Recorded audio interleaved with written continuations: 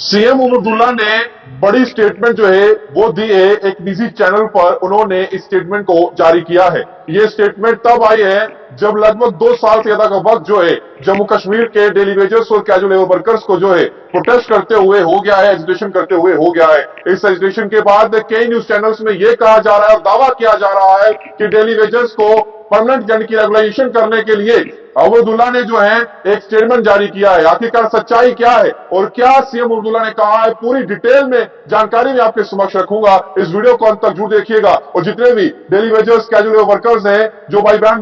मेरी इस वीडियो को देख रहे हैं वो इस वीडियो को ज्यादा से ज्यादा शेयर करिएगा। नमस्कार, आप देख रहे हैं परफेक्ट टाइमलाइन और मैं हूं आपके साथ शुभम लगे। इस वक्त की जो सबसे बड़ी खबर सीएम उमरदुल्ला से जुड़ी हुई और सुर्खियां बटोर रही है वो ये है कि एक निजी चैनल पर सीएम उमरदुल्ला ने यह कह दिया कि 2014 से पहले हमारी सरकार ने वो तमाम रोड मैप एक डाटा के साथ तैयार कर लिया था जिसमें कितने डेली वेजर्स हैं, कैसे रेगुलाइज करना है, कितने वेतन बढ़ाना है, वो तमाम चीजें किस एसआरओ के तहत जो है उन्हें नियमित करना है, वो तमाम चीजें हमने तय कर ली थी। डेडलाइन भी तय हो चुकी थी। लेकिन कुदरत का कहर बरपा, एक बाढ़ आई जो डल लेक के अंदर आई। उसके बाद आप सभी जानते हैं कि क्या हुआ। ये स्टेटमेंट ऑन रिकॉर्ड है जो मैं आपको बता रहा हूं, इसमें कोई भी इज या एम का चेंजेस नहीं होंगे। इसके अलावा उन्होंने यह भी कहा कि 2014 के बाद हमारी जो सरकार थी वो जम्मू कश्मीर में नहीं रही और जम्मू कश्मीर के अंदर आई पीडीपी और भाजपा की सरकार। अब उनका काम बनता था, उनका फर्ज बनता था कि डेली वेजर्स को जो है वो पक्का किया जाए,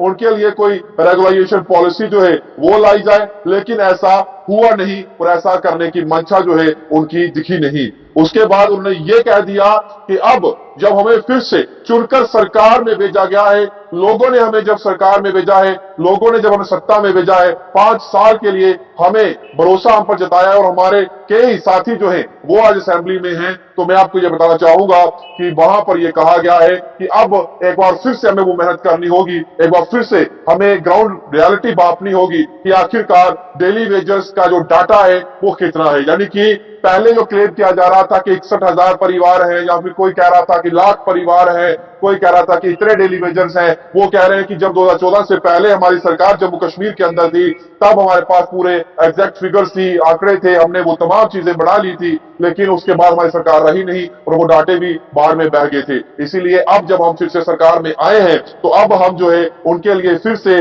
ग्राउंड पर जो है वो डाटा कलेक्ट करेंगे। हम ग्राउंड पर जाकर जो है ये पता लगाने का प्रयास करेंगे कि आखिरकार कितने डेली वेजर्स हैं, वाकई में ऑन ड्यूटी कितने हैं, रिटायर्ड कितने हो गए हैं, इस दुनिया में कितने नहीं है जिनके लिए भी हमने कुछ करना है। यानी कि उनकी मंशा है करने की, लेकिन सवाल यही है कि अब ये फिर से डाटा कलेक्ट करने में कितना समय लगेगा। अब ये डाटा जब सरकार के पास आएगा तो सरकार फिर जो है एक नया प्रस्ताव पारित करेगी कैबिनेट में और फिर जाकर कोई बजट अलॉट होगा या फिर कोई रेगुलेशन पॉलिसी को लेकर मंथन जो है वो शुरू किया जा सकता है। अभी इसमें जल्दबाजी नहीं होगी, अभी इसमें जो है 2 महीने में फैसला नहीं आने वाला, ये मैं आप लोगों को बताना चाहूंगा। हालांकि कई चैनल्स पर यह कहा जा रहा है कि डाटा बेस तैयार किया जा रहा है, डाटा कलेक्ट किया जा रहा है, तो इस पर भी आप थोड़ा सा विश्वास कम ही करिए, क्योंकि जो सोर्सेज से हमारे पास इंफॉर्मेशन पहुंची है वो ये है कि अभी फिलहाल सरकार का एक ही फोकस है, वो है बजट जम्मू कश्मीर 2025। असेंबली का स्पेशल सेशन शुरू होने जा रहा है, उसी को लेकर सरकार अभी मंथन करेगी। तो 1 और 2 महीना,